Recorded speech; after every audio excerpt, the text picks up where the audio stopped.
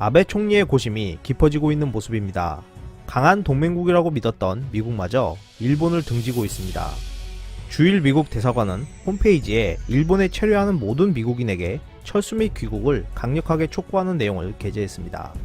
대사관은 보건 경보를 통해 폭넓게 검사를 하지 않겠다는 일본 정부의 결정 때문에 유병률을 정확하게 파악하는 것이 어려워지고 있다고 전하며 이것이 귀국을 촉구하는 주요 이유라고 지적했습니다.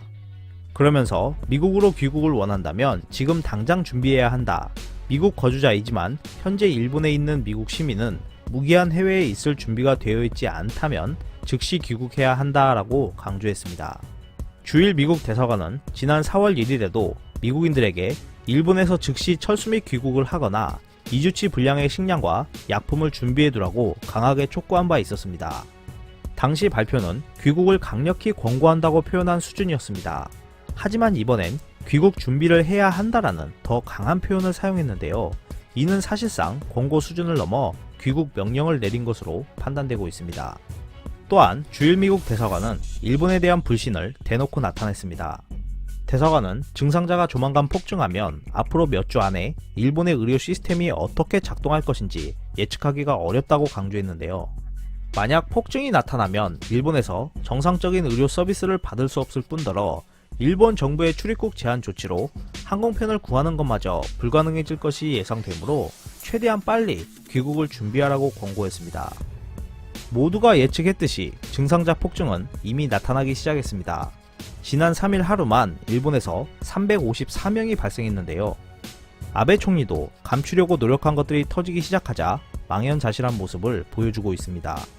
이와다 겐타로 고베대 교수는 CNN과의 인터뷰에서 일본은 잘못된 길을 가고 있다는 것을 인식했을 때 이를 바꿀 용기가 필요하다라고 했습니다. 또한 CNN과 대화를 나눈 와타나베 환자는 일본 사람들이 무엇을 해야 할지 모른다, 좋은 정보가 부족하다, 제발 집에 있어주세요 라며 일본 사회를 걱정하고 있었습니다. 현재 아베 총리는 일본의 이러한 상황 속에서도 비상선언을 하거나 봉쇄 조치를 할 것이라는 말을 쉽게 하지 못하고 있습니다. 이러한 이유는 막대한 경제 손실 때문인 것으로 추측되고 있는데요. 만약 일본 전체에 비상선언을 하게 된다면 일본 경제는 2008년에 발생한 리먼 브라더스 파산 사태의 1.5배 수준의 충격을 받을 것으로 전망되고 있습니다. 일본 간사이대 미야모토 가스히로 경제학 교수는 4일 마이니치 신문을 통해 이럴 경우 일본의 2년간 경제적 손실 규모는 약 63조엔에 달할 것으로 추산된다고 언급했습니다.